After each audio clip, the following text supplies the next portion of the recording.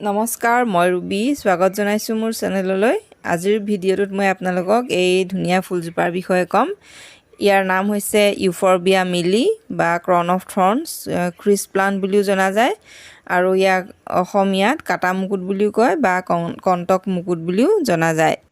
ই এবিধ চাকুলেণ্ট প্ৰজাতিৰ পাৰ্মানেণ্ট ফুল আৰু বহুত হাৰ্ডি হয়। এই ফুলজোপাক বিশেষ কোনো যত্নৰ প্ৰয়োজন নহয়, অতি সহজতেই হয়।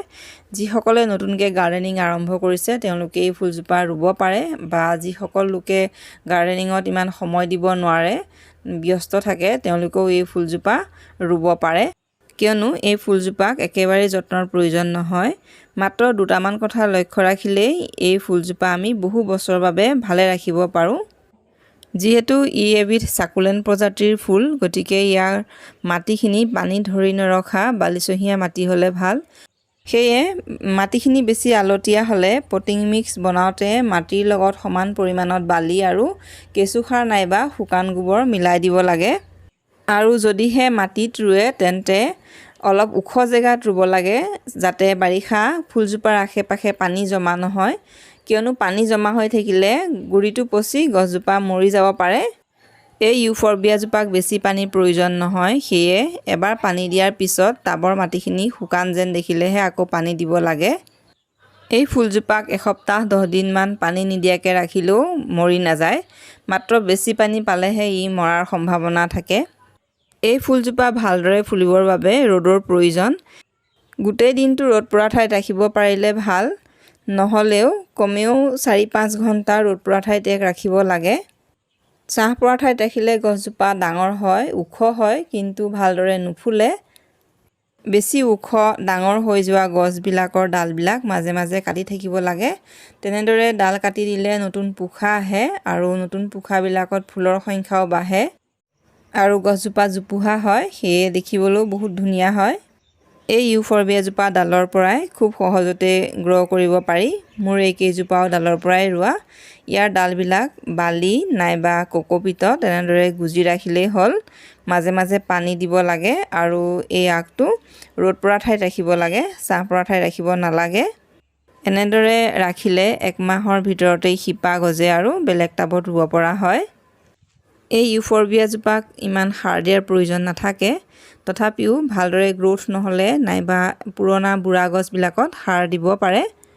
ৰাসায়নিক সাৰৰ ভিতৰত NPK, DAP, পটাছ আদি দিব পাৰে।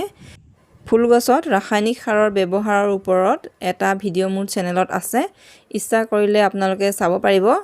জৈৱিক সাৰৰ ভিতৰত পাত সাৰ, খলিহৈ, শুকান গোবৰ নাইবা কেঁচুসাৰ আদি দিব পাৰে। কেঁচুসাৰ বা শুকান গোবৰ দিব বিচাৰিলে এজোপা গছত এনেদৰে 2-3 মুঠিমান গুৰিটোত দি গুৰিটো অলপ খুচৰি দিব লাগে। যেতিয়া টাবৰ মাটিখিনি অলপ তললৈ বহি যায়, তেতিয়া মাটিৰ সলনি আমি এনেদৰে সাৰ ব্যৱহাৰ কৰিব পাৰোঁ। এই ফুলবিধত পোক পৰুৱা লগাৰ সমস্যাও একেবাৰে নাই বুলিব পাৰি। ইয়াৰ এটাই মূল সমস্যা হয়, সেইটো হৈছে গুৰি পচা। সেই সমস্যাটো ফাংগাছৰ বাবে হয়, বিশেষকৈ বাৰিষা সময়খিনিত বেছিকৈ হোৱা দেখা যায়। তাৰ কাৰণে যিকোনো এবিধ ফাংগিচাইড যেনে চাফ, স্প্ৰিণ্ট, বেবিষ্টিন, এমিষ্টাৰটপ আদি সৰু চামুচেৰে এচামুচ লৈ 1 লিটাৰ পানীত গুলি 15-20 দিনৰ মূৰে মূৰে গছজোপাৰ গুৰিত দিব লাগে, আৰু গছজোপাটো স্প্ৰে' কৰিব লাগে। পোক পৰুৱাৰ পৰা বচাই ৰাখিবৰ বাবে মাজে মাজে নিম অইল স্প্ৰে' কৰিব পাৰে। নিম অইল পানীৰ লগত মিলাই স্প্ৰে' কৰে। ইয়াৰ উপৰিও এই ইউফৰবিয়া ফুলজোপা কেতিয়াবা পাতবোৰ হালধীয়া পৰা দেখা যায়। সেই সমস্যাটো পানী বেছি দিলে হয়, নাইবা টাবত পানী জমা থাকিলে হয়। এই সমস্যাটো নহ'বৰ বাবে টাবৰ তলত থকা ড্ৰেইনেজ হ'লেদি যিখিনি বেছি পানী দিওঁ আমি, সেই পানীখিনি যাতে সদায় ওলাই যায়, সেইটো লক্ষ্য ৰাখিব লাগে।